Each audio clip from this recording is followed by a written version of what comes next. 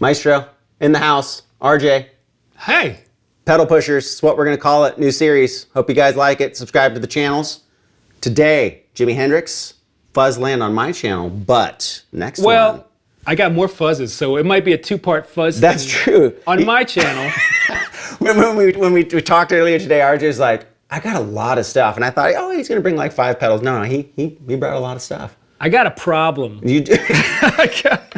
It's a good problem, though. I wish I had that many fuzzes. Oh, yeah. Okay, so we're going to go over fuzzes today. Make sure you subscribe to both of our channels because it will be a back and forth show. And then also click the bells. And then we'll leave links down below. So make sure you check down in the description box. All right, so.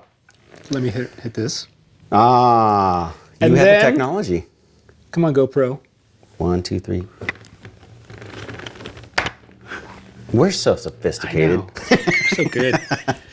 All right, so let's give them the lowdown. Okay, so I guess we got 5 different Jimi Hendrix Fuzz-Face inspired pedals. Some of them are just straight up fuzz faces, and some of them are inspired by Jimi Hendrix, I think. What was where did you start in fuzz land? What was your first fuzz? Because obviously you're a Hendrix nut.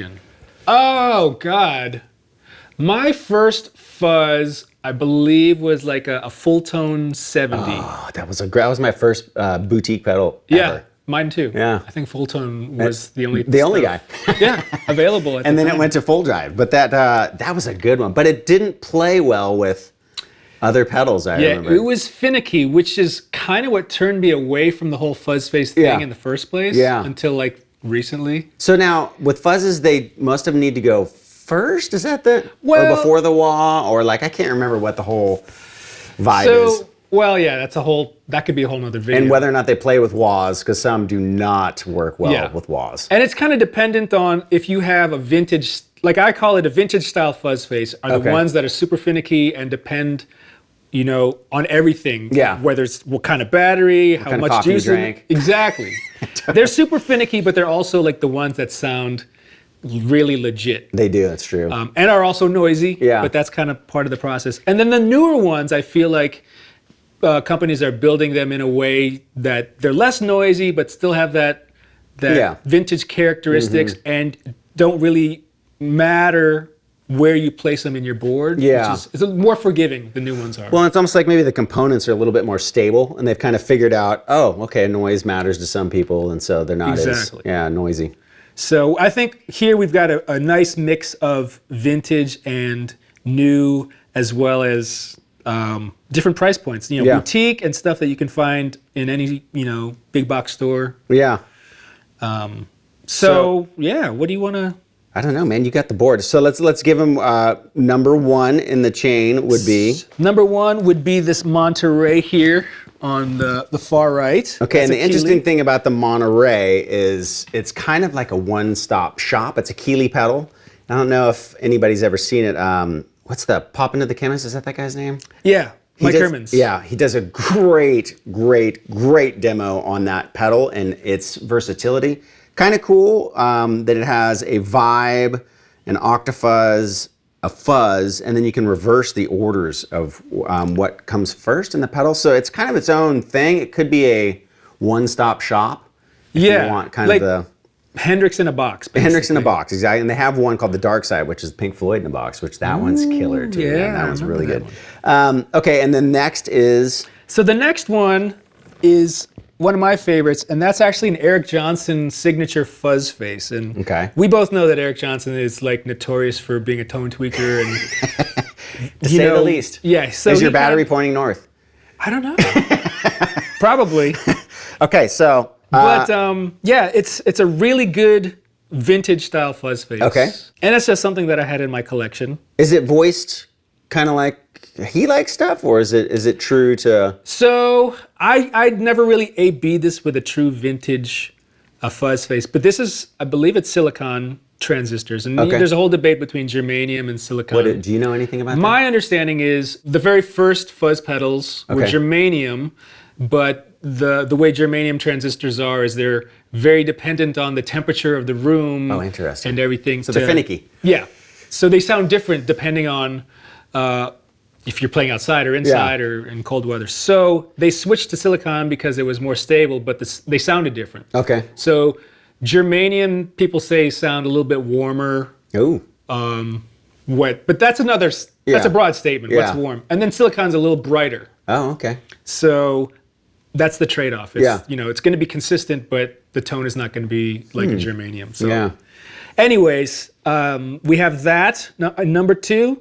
Number 3 is this is the Jimi Hendrix Fuzz-Face Mini. It's like it had a child. Yeah. It's all cute and small. It's pedal board friendly. Totally. Because a disc is such an awkward shape nowadays to put on a pedal board. It's like a giant freaking Frisbee on your board. Yeah. Yeah. So I'm not sure what the details on that is, but I believe that's also silicon. And there's a red one too that you had, but we just couldn't fit anything else on the board. Yeah, that's for part 2. Third one, this one I remember when I was researching Hendrix kind of fuzz. This was like the holy grail. Well, not this particular one. There's a yellow one, and I forget what that one's called. But this was like the... Yeah. It goes back to those, he couldn't get chips, so he made a different version, and it was that one. And it's still good. This is a Burkos Third Stone. And it does sound really good. It's its own kind of thing. Yeah, this would be like, I would say, the boutique pedal in this collection, also the XDS. But this is a hard one to find. It is. Not cheap. I don't know if they're making them anymore. LA Sound Design, that's where I saw it. Ah, okay. He's a huge proponent of that's exactly where they were selling them. This one I heard about from Doyle Bramall. It was on his board. I'm like, oh, that looks interesting. Yeah. So let me check it out. And I found one on Reverb. Yeah. One. Yeah, exactly. I had to look for a long time to find one too. And it was like, when I found it, and this was like 6 years ago, it was like $300. Yeah, they're not cheap. No, it's very boutiquey, and you'll hear it in a second. And then this one is yours. Yeah. So this one, I had both of those Burkoses, because one was Tim Pierce has the yellow one, and I had that one, and he also gave me all these other ones. And just to my ears, I like the XTS one the best. It's not called the Iridium Fuzz anymore, but they are going to keep them in production. But they've kind of figured out the finickiness of where it needs to be in the chain, and this one can be placed anywhere, and it really plays good with other pedals. Yeah, that's good. Yeah, and so I typically run the fuzz very mild on that one, then I use a boost. After. And it sounds freaking awesome. Yeah, that's kind of that's the secret. And I just did a video on it. Like the secret to working with a Fuzz-Face and getting it to sound right is to put some sort of boost or overdrive after it to tighten it up. I guess. Right, because they can be splattery. Yeah, which is fine. Yeah. It's a great sound, but I think the tones that we associate with Fuzz-Face pedals, like Hendrix and Eric Johnson and all that stuff, sound tighter and sound more violin-like. Yeah. And I think the key is to have some sort of drive, stage after the fuzz pedal. Well, and a lot of the guys would run an amp that was already broken up. Which we are running into today. Yes. So that's the way I like to run them. I run the fuzz low and then a little bit of drive on the actual amp. And I find, for me personally, that's how I get the best results. Yeah. Okay. So let's hear something. I'm plugged in. Yeah. Freaking killer Strat, by the way. This little thing. I mean, Carter's. Is that where you got that thing? Yeah, I found. I'm sorry to all the left-handed people out there, but I found this left-handed guitar at Carter, and I stole it from underneath you. And anything special about it? Everything. I mean, other than the looks, like pickups, anything? This is all stock. Okay. Except for the nut that they flipped, and that's it. All right. I'll tell you one thing, that it's so hard to get used to. Weird. Backwards controls. Yeah. That is really strange. So that's okay. Already sounding good. Yeah. Tune down a half step, everybody. Can we all agree to write songs from now on? Tune down a half step. I will never go back to standard tuning. I'm sorry. It's so good. Okay, so what's first? You click them on, and I'll play through them. Okay, sounds like a good plan. Let's do this one right here. Yeah. This is going to be the Monterey. Should we go through the suite? Sure. So this is your pedal, so I don't have experience. Oh, I'm not experienced in this pedal. Well, let me show you the voodoo. Here we go.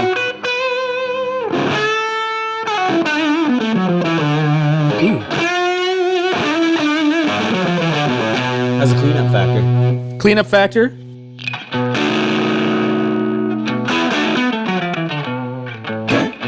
It retains the presence. A little brighter when you clean that, seems like.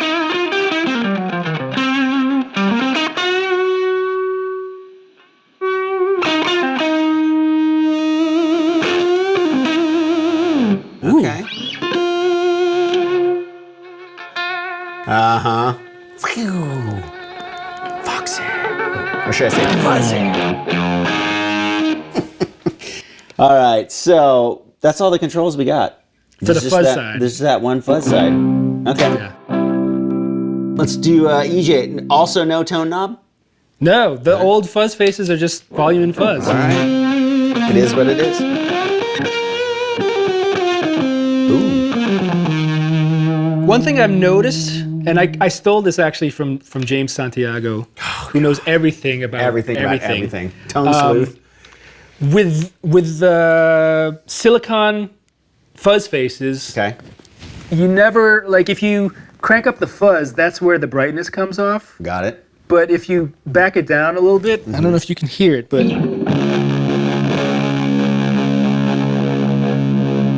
there's like a sweet spot, like right around 9, that the brightness comes down a little bit, and then it's more manageable. Yeah, and you run your volume up all the time? On this one, yeah, I feel like if it's not all the way up, then the volume isn't level. Oh, isn't sure. unison. It depends on like different Fuzz-Face pedals to me. Now, have you used this one at a gig? No. Okay, so the interesting thing I've always struggled with is sometimes you disappear when you use fuzzes Yes. due to the frequency shift of it. Yeah, and I think that can be compensated with like that whole drive trick at the after it or your amp. With like some sort of a mid-range kind of pedal. Yes, exactly. Because like depending on the Fuzz-Face and everything, there's going to be a mid-range loss. Usually, it just gets that sizzly, fuzzy thing. Yeah. So to compensate it, I usually put like an overdrive after it that has a little EQ on it, so you can got a tweak favorite it one? a bit. Well, I've been doing this thing, which is the J-Rocket 45 caliber, pedals. which is like a JTM 45 in a box. So that bumps up the mid-range a little bit and makes it sound more like amp-like. But I mean, we can set the amp that we're in however. Manipulate your amp? Oh yeah. Okay, so This cleans up pretty good too. Hold on.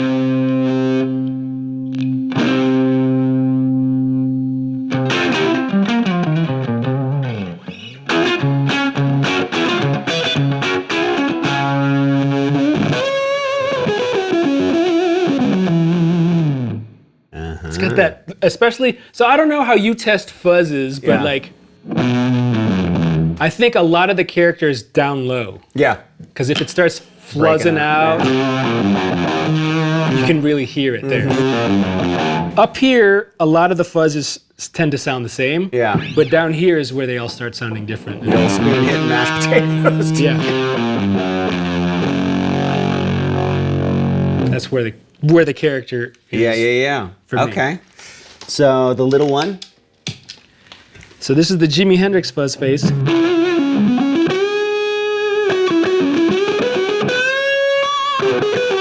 That was kind of nice. Yeah. I think I want to say this is more like a modernized version of a Fuzz-Face. Okay. Whereas the EJ is more traditional. Okay.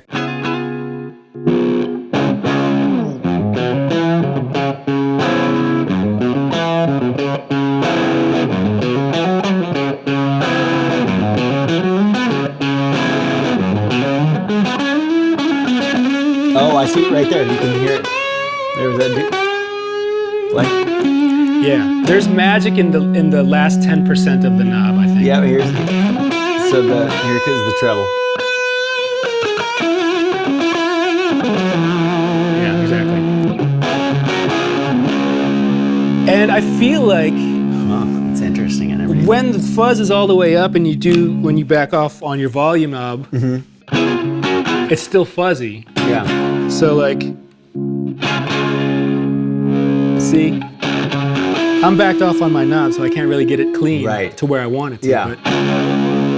Which is like that. But if I move it there, bold as love is that like cranked fuzz with his volume down. Because you can hear him when he rolls it up at the end of it. Yeah.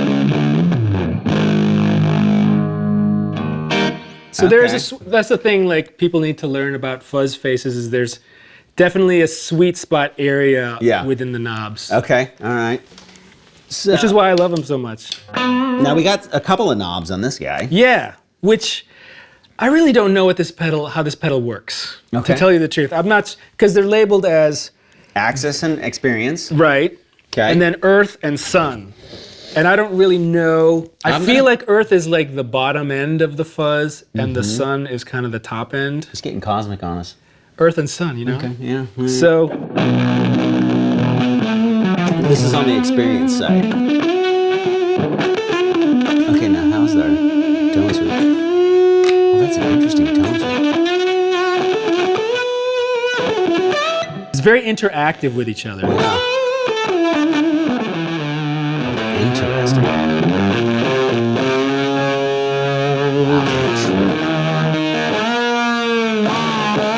Okay, here's the Axis side. Okay, so play. A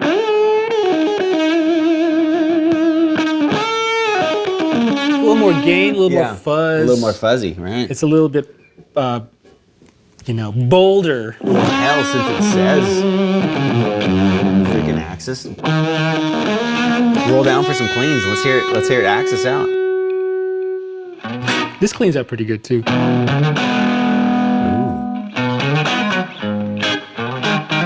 Yeah.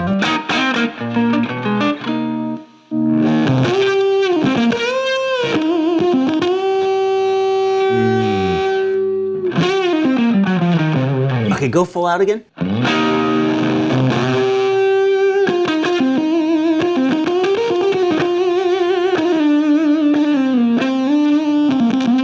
It's interesting. There's not that much happening in the it's weird. I want to say it's like a push-pull type of interaction between those two knobs.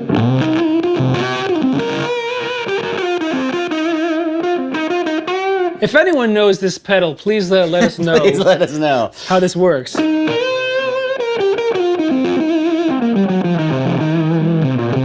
wonder if it's...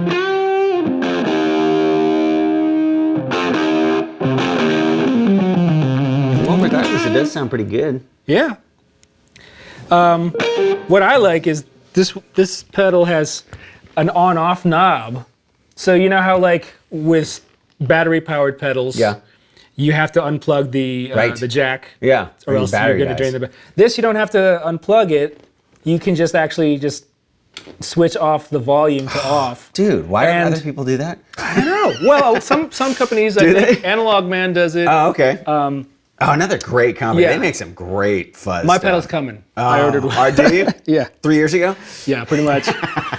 But yeah, and then the LED light is on another battery, an independent battery. So what analog one are you getting? What did I order? Is it like the Sun Face? It's a Sun Face with, I think I got some set of NKT germanium. Wow. You know, that's stuff that I don't really know. I just kind of go by suggested things. Sure. So what's it supposed to do that makes it different? Yeah. NKT red dot stuff is supposed to be like. What'd you call it? NKT. It's fighting words. NKOTB. Red dot. New Kids on the Block. Red dot. Oh, nice. Okay, so old iridium. Yeah. This is yours. Okay.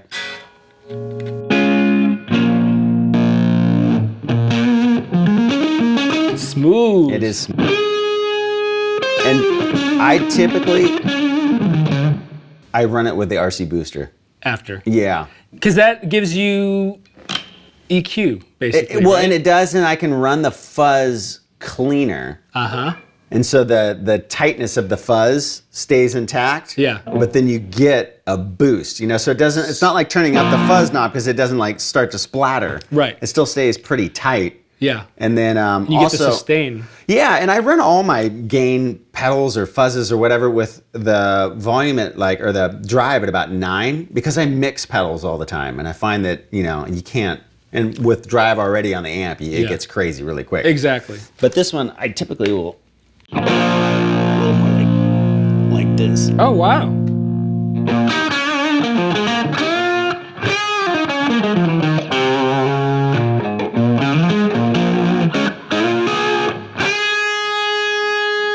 So not that it's a fuzz distortion, but it's a little less splattery. Yeah, I think it's more refined. Yeah, right? and it's quiet for a fuzz. Now, for people that don't know about XTS, they're here in Nashville? Yeah, so they're a pedal board company out of Nashville, and they build all the boards for any of the touring guys in town, almost every session guy in town. And a lot of people use fuzzes, so they've had every kind of fuzz or pedal in through the shop, and what they basically do is try to take the best of both worlds in their pedals, like what's that? Imperial is a great pedal that they have. It's a really cool overdrive, but it's like an ODR, right? Everybody is trying to find these Nobles pedals, really hard to find, and there's finicky ones. So they'll take a pedal idea, and then they'll tweak it. Yeah. That's cool. Yeah. I think that's what a trend is taking the vintage stuff and just making them better. Yeah. I mean, it's the same thing with the amps, right? The Divided by, or the Friedmans are they're just more refined, and all the bugs are taken out. And then the XTS guys, the boards that they build are amazing too. So check them out. They're an amazing company, super cool. And they build boards for everybody from Carrie Underwood to Tom Bukovac to anybody that's in town. They basically do all their stuff. Carrie Underwood has a pedal board? She does. I didn't know she's a great guitar player. I know. You know what? They run the whole, if I remember this correctly, and they were kind of freaking out about it because when they build it, there's one cable that runs from the sound guy to the stage, and everybody runs through Axis effects and all that stuff. So it's all controlled via MIDI, but there's one... So that one cable goes down. Everything is everything. So they made 2 of them so they could plug it back in. But yeah. That's hilarious. But I remember seeing that thing in the shop, and it was just massive. I was like, what on earth is that? And so that's the whole show. Yeah. Him and the who's the band that sings that song, Sex on Fire? What's their name? Kings of Leon? Yeah. That guy's board. I was in there the other day, and it is just freaking enormous. But anyways, great boards. Check out their Instagram. It has all their boards on it. Sick. So they recommend using it also with a boost. They have one called the Tejas, which is a great boost. But I find that's where you get the best results with that pedal. A lot of guys in town will use that for slide too. Oh yeah, I could see that. I notice a lot of the session cats will do that.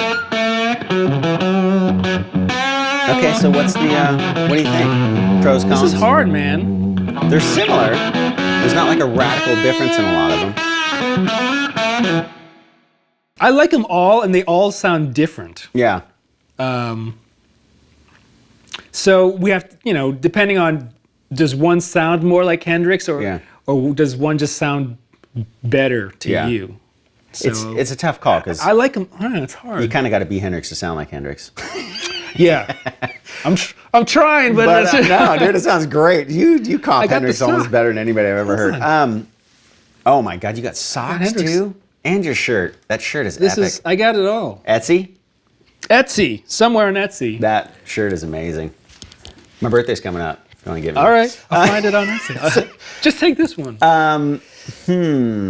Well, are we voting on one pedal a Desert Island Fuzz-Face from this board? I didn't particularly like the blue one when I tried it, but hearing you play it, I kind of like it. It sounds good. This one? Yeah. That one, I bought that at Carter, and I A/B'd it to, against some other ones that they had. And that was the one that was instantly, for me, it's if it's instantly satisfying, then that's the one for me. Mm-hmm. And all of these are instantly satisfying. I mean, there's more coming. So there's part 2 of this video, so there's more fuzzes, but the one I don't have that I remember really liking too is I love the full tone. It's the 69 one because you have some tonal control on that. Yeah, one. that was for some reason I got the 70. Yeah. And I'm like, oh, I think I meant to get the 69. And because 70 is supposed to be Band of Gypsies, like that's super thick, super woolly. Yeah, where the other one's a lot cleaner, but it has more tonal variations too. Very cool. But he's a huge Hendrix and Trower nut, so he makes killer. I've got a couple. We'll probably see in a little bit. Ah, the Deja vibe. I remember those days. Don't give it away. Oh, sorry. Okay, well, you let us know down below. You want to go through them all one more time? Sure. And okay, so let's set them up comparable. So you got them all cranked. Well, dude, let's just do it. You got them all. We'll set them all the same. All right. Let's see. What's this one? This is Monterey. Okay. Monterey.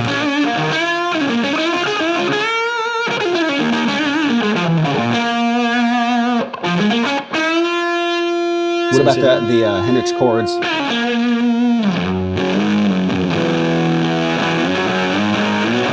Okay, clean up.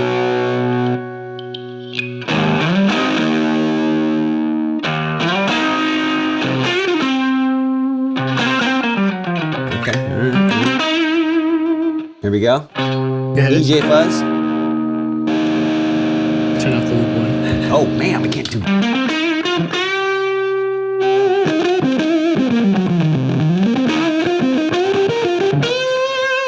I kind of like this one. Yeah, I do too. It's got a weird personality to it. You know what I like about it is it gets that real fuzzy without getting too splattery. Yeah, there's a hint of that fizzing or splatterness, breakup. But it's just like the first connection with the note, and then it goes away. Yeah, it gives you. There's a little bit of tension there. You're like waiting for it to like splatter, but it's not going to. I can see why EJ likes it because it's really.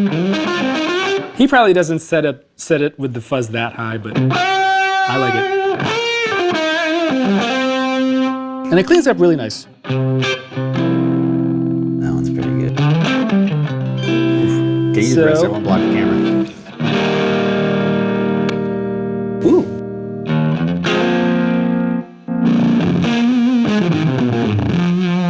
There's a nice range with the Jimi where it can clean up really nice and then just explode.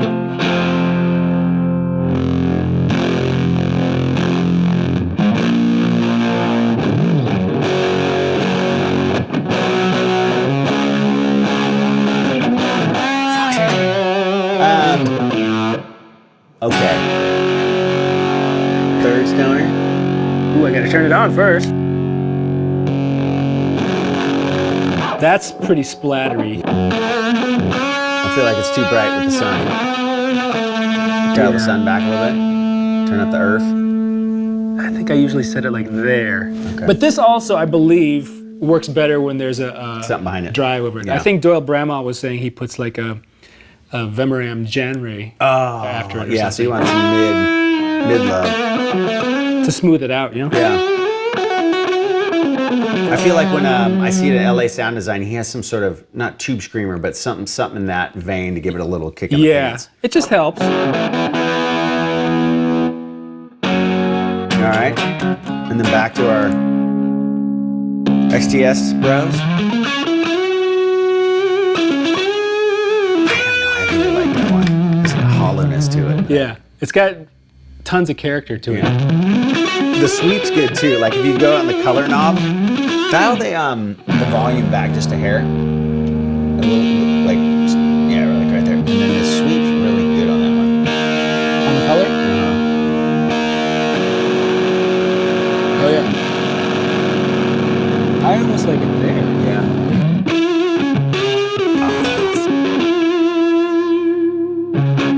Yeah.